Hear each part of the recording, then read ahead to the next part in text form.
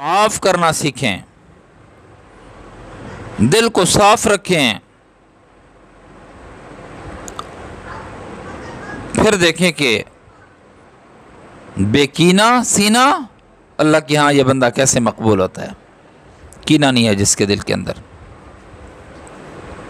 آج تو ہم کیا سوچ رکھتے ہیں؟ ہم یہ سوچ رکھتے ہیں جو ہمیں اینٹ مارے گا پتھر اس کا جواب ہوگا،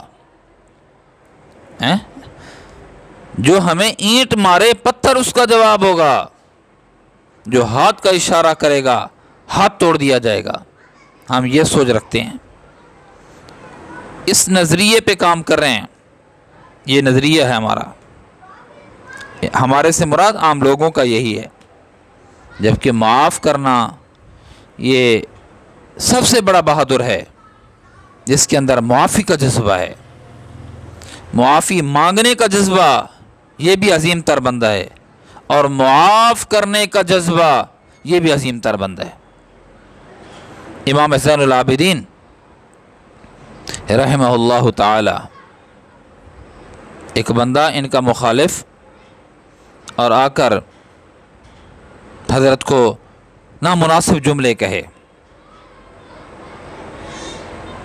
وہ جملے جو شریف آدمی نکال ہی نہیں سکتا اور شریف آدمی کو دے بھی نہیں سکتا۔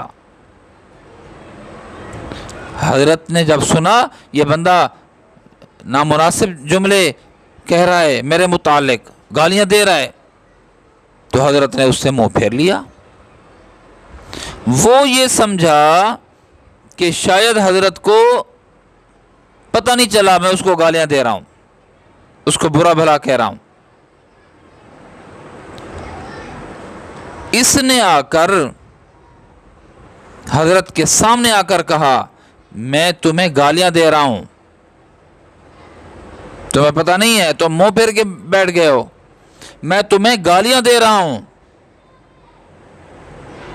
حضرت نے فرمایا، امام صاحب نے فرمایا، حالانکہ امام صاحب آل رسول ہیں، معمولی بات نہیں ہے، اگر کہتے تو زبان کھینچ لی جاتی، اگر ہاتھ کا اشارہ کرتا حضرت ہاتھ کٹوا سکتے تھے۔ کیا کہا؟ کہا حضرت میں تمہیں گالیاں دے رہا ہوں اور آپ رخ ادھر پھیر کے بیٹھ گئے ہو۔ حضرت نے فرمایا، سن رہا ہوں، تو مجھے گالیاں دے رہا ہے، میں تجھے معاف کر رہا ہوں، تو نامناسب جملے کہتا جا رہا ہے اور میں تیرے لیے اللہ سے معافی کا